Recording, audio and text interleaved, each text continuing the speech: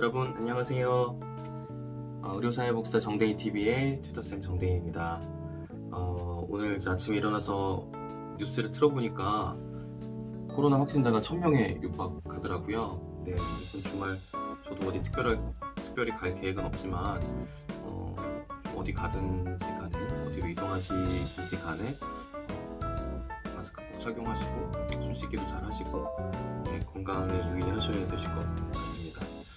네, 오늘은 약속드린 대로 시행령이랑 시행규칙이 공표되고 나서 좀 더 자세하게 나온 부분을 가지고 말씀을 나누겠다고 했는데요. 12월 1일 날 공유회의 의결돼서 나온 내용을 아주 크게 벗어나지는 않는 것 같습니다. 시행령은 보건복지부 홈페이지에 정보 탭 안에 법령을 다루는 곳이 있거든요. 법령, 시행령, 시행규칙 이 탭을 누르시면은 공포된 내용들, 목록들이 쭉 나오고 있는데 가장 지금 현재 기준 가장 첫 번째 탭에 올라와 있는 게 사회복지사업법 시행규칙이고요. 11일 날 공표가 되었고 지금 제가 찍고 있는 이 시점에 이제 시행이 되게 되었습니다. 그래서 이제 시행령을 먼저 보면요. 시행령은 12월 8일 날 올라가고요. 시행령에서 이제 누르시면은 이제 법령이 이제 나옵니다. 시행령 전체가 나오고요. 거기 위에 탭을 보면은 여러 가지가 나와 있는데 뭐가 변화됐는지 보기 위해서는 신국법 비교라는 이제 탭이 있는데 거기에 클릭하시면 뭐가 바뀌었는지가 딱 나옵니다. 보시면은 거기엔 딱 한 가지밖에 없어요. 사회복지사업법 시행령 제2조에 등급별 자격 기준 등이라고 해서 이제 기존에는 1급, 2급, 3급이 있었는데 이제 3급이 없어졌죠. 1급, 2급이라는 사회복지사 등급 외에 영역별 사회복지사, 저희 지금 제가 다루고 있는 의료사회복지사, 학교사회복지사, 또 정신건강사회복지사 이런 영역별 사회복지사 기준이 이제 들어왔거든요. 그거를 이제 등으로 이제 표현이 된 거죠.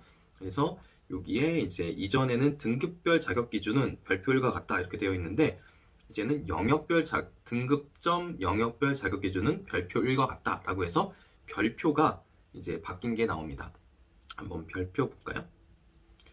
별표 1을 보시면 사실 이것만으로는 사실 크게 이제 명시가 됐다. 법과 이제 법을 운영하는 시행령 시행규칙에 이 저희 의료사회복지사에 대한 기준이 명시가 돼서 이젠 더 이상 민간 자격이 아니라 국가에서 발급하고 관리하는 국가 기준이 됐다라는 게 이제 중요한 거죠.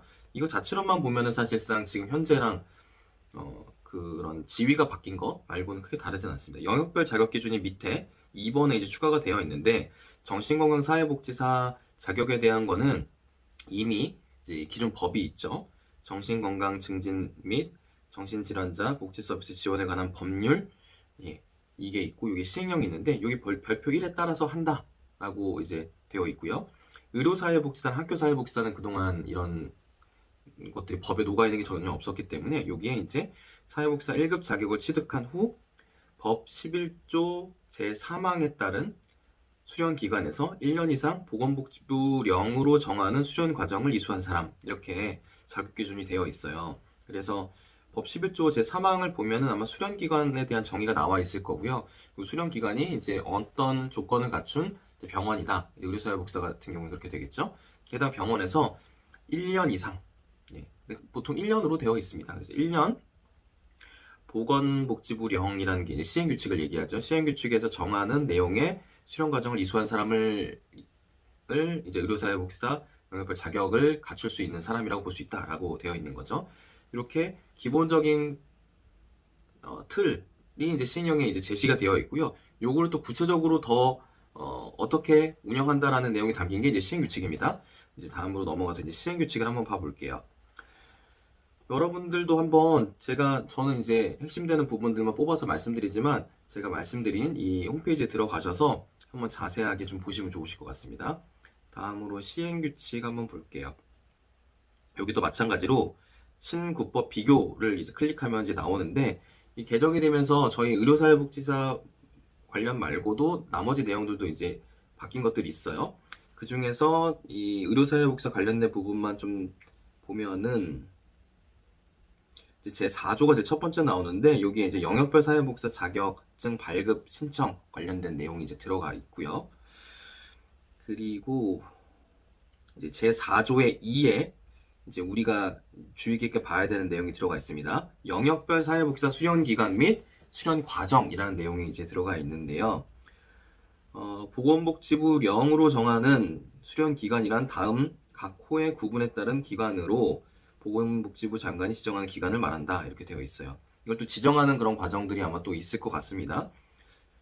이제 의료사회복지사 같은 경우에는 사회복지 업무를 수행하는 담당 부서를 갖추고 있고, 네. 이게 현장을 보면요. 의료사회복지사가 있긴 있는데, 의료사회복지팀이라든지 사회사업팀이라든지, 이런 그 의료사회복지사를 담고 있는 울타리가 돼주는 부서는 없는 경우들이 있거든요. 그래서 이제 담당 부서가 있어야지 아무래도 트레이닝도 시킬 수 있겠죠. 그래서 담당 부서를 갖추고 있고, 이거는 이제 부서적인 요건입니다. 다음으로는 트레이닝 시킬 사람에 대한 부분인데, 5년 이상의 의료사회복지사 실무 경험이 있는 사람 1명 이상이 수련 지도자로 근무하는, 상시 근무하는 의료법에 따른 병원급 의료기관, 뭐 이런 식으로 되어 있어요. 예, 그래서 부서가 갖춰져 있고, 예, 슈퍼바이저의 자격 기준을 갖추고 있는 사람이 있고, 이렇게 되면은 이제 수련 기관으로 지정을 받아서 수련을 시킬 수 있다라는 겁니다. 대부분 지금 수련시키는 기관들은 이런 조건들을 다 갖추고 있다고 보시면 되세요. 근데 이제 행정적으로 또 이제 이거에 등록하는 절차를 아마 앞으로 밟아야 되지 않을까 싶습니다. 네, 그리고 수련 과정에 대한 내용은 이제 별표에 이제 들어가 있어요. 시행 규칙상의 별표에 들어가 있는데, 별표 한번 좀 보고 가볼까요? 별표 1에 2고요. 이제 수련 과정에 대한 과목들이 이제 적혀져 있는데요. 이것만 봐서는 사실 어떤 수련을 받는지는 정확하게 알 수는 없으실 겁니다. 그래서 이제 요거에 따른 운영에 대한 부분은 이제 한국사회복지사 협회와 이제 의료사회복지사 같은 경우에 대한의료사회복지사 협회가 되겠고, 학교사회복지사 자격 같은 경우에 학교사회복지사 협회가 되겠죠. 한사협과 같이 이 해당 산하 단체가 요 세부에 대한 커리큘럼을 이제 만들어서 공표를 이제 아마 하겠죠. 그래서 이제 그거에 따라서 그 가이드를 이제 안내받고 교육받은 이제 해당 기관들이 이 내용에 따라서 이제 교육을 시키는 건데, 이론과 실습이 나눠져 있습니다. 이론에 대한 부분은 그 해당 협회에 이제 집합교육이나 아니면 어떤 과목에 대한 교육에 대한 이런 교육들을 시켜야 된다라는 가이드를 받아서 교육하는 그런 교육적인 내용이고요. 실습은 이제 실제 이건 이제 지식적으로 쌓는 부분 이상으로 실제 현장에서 부딪히면서 몸으로 체득하셔야 되는 부분들이 있으시잖아요. 그런 부분이 이제 실습으로 이제 들어간다고 보시면 되실 것 같아요. 그리고 학습 활동은 이 전문 보수 교육으로서 해당 협회에서 얘기하는 그런 교육을 이제 이수하는 거를 포함을 합니다. 그래서 그 협회의 그 교육 평점을 이수한 점수 20시간을 들어야 된다라는 의미로 이해하시면 되실 것 같아요. 그래서 이렇게 되어 있고, 세부적인 부분은 나중에 수련 과정에 들어가시게 되면은 그 협회에서 공시하는 그런 교육 과정에 대한 걸 이제 따라가시면 되신다고 보시면 돼요. 여기까지 봤고요. 그 다음에 또 이제 보면은 중요한 게 이제 보수 교육이에요. 이제 전문가들은 의사도 그렇고 간호사도 그렇고 저희가 같이 함께 현장에서 일하고 있는 뭐 물리치료사며 뭐 임상병리사며 뭐 방사선사며 이런 분들 모두 다 전문직들은 그 직을 수행하기 위해서 연간 얼마의 보수 교육을 들어야 된다라는 그런 기준들이 보통 다 있습니다. 그래서 저희 이제 그 사회복지사 같은 경우에는 8점을 받게 되죠. 그리고 이제 의료사회복지사 같은 경우에는 대한의료사회복지사협회에서 그러니까 민간 자격으로서는 연간 20점 이상의 평점을 듣도록 해왔습니다. 근데 이제 법적인 자격으로 넘어가면서 정신건강사회복지사 평점이 이제 법적으로 12점 이상 듣게 되어 있어요. 그걸 이제 기준을 맞춰 왔다고 보시면 되시고요. 그래서 보수교육을 12점 이상 듣도록 되어 있습니다. 근데 그간에 대한의료사회복지사협회 평점 20점 듣는 부분을 법적으로 막 규제하는 부분은 없었어요. 근데 이제 자격을 유지하고 있다는 확인서가 그 보수교육을 들어야지만 나오기 때문에 그걸 해서 병원에 보고하고 그 규정에 맞춰서 그 교육받은 부분을 병원에서 이제 교육비를 보조해주고 뭐 이런 형식이 있었는데 이제 이게 법에 들어갔습니다. 보수교육을 이제 12점 이상 들어야 된다는 부분을.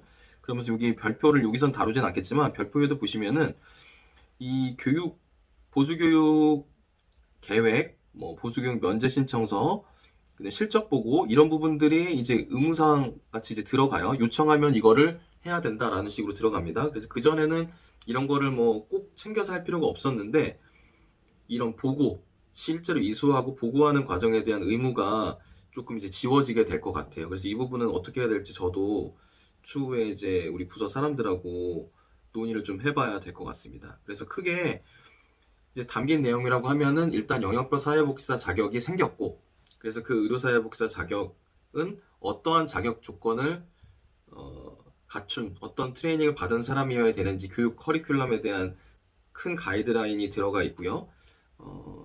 그리고 국가에서 이제 발급하는 자격이 됐다라는 내용이 이제 들어갔고, 일단 교육을 받기 위해서 어떤 시간, 1000시간 이상의 그 교육을 들어야 된다라는 거, 그리고 이 교육을 시키기 위한 자격 조건으로 그 기관이 갖춰야 되는 조건들로 이제 부서가 있어야 되고 트레이닝 시키는 사람 조건이 이 정도 이상의 사람을 갖추고 있어야 된다는 부분이 들어가 있고요. 또 이제 의료사회복지사가 되고 나서 이제 그 자격을 쭉 유지하기 위한 보수교육에 대한 규정, 이런 부분들이 이제 들어가 있다고 보시면 되시겠습니다. 그래서 내용들이 이렇게 들어가 있고요. 이제 이게 현장에서 실제로 어떻게 구현되는지는 이제 향후 좀 지켜봐야 될 사안들이 있고 같고요. 그리고 이제 이 그동안 오랫동안 민간에서 그냥 막 운영한 게 아니라 세부에서 세부적으로 안에서 많은 논의를 갖추고 장기간 탄탄히 해왔기 때문에 기존에 해왔던 부분들을 많이 참고해서 진행할 거라고 생각을 합니다. 그래서 이제 좀 더 공식적인 자격이 된 만큼 앞으로 더 어떻게 운영이 돼 갈지는 지켜봐야 될 것 같고요. 잘 될 거라고 믿어 의심치 않습니다. 그래서 일단 제가 약속드린 대로 공포된 부분 중에서 핵심적으로 봐야 될 부분들 조금 몇 가지 짚어봤고요. 여러분들께서 한번 쭉 처음부터 끝까지 쭉 살펴보시고, 이제 의료사회복지사 되기 위해서 일단 1급 사회복지사를 따셔야 되시거든요. 그래서 1급 사회복지사를 따는 것 과정도 되게 중요하시기 때문에 그런 부분들 변경된 것도 여기 다 담겨 있거든요. 그래서 자세히 보시고 의료사회복지사가 되기 위한 그런 부분들을 착착착 잘 밟아 나가시면 좋을 것 같습니다. 일단 법적인 부분은 다뤄봤는데 이제 현장에서 벌어지는 이제 일어나는 이 반영되는 그런 과정들에 대한 내용 중에서 여러분들이 꼭 아셔야 될 중요한 부분들은 저도 이제 접하는 대로 추가로 또 다뤄보도록 하겠습니다.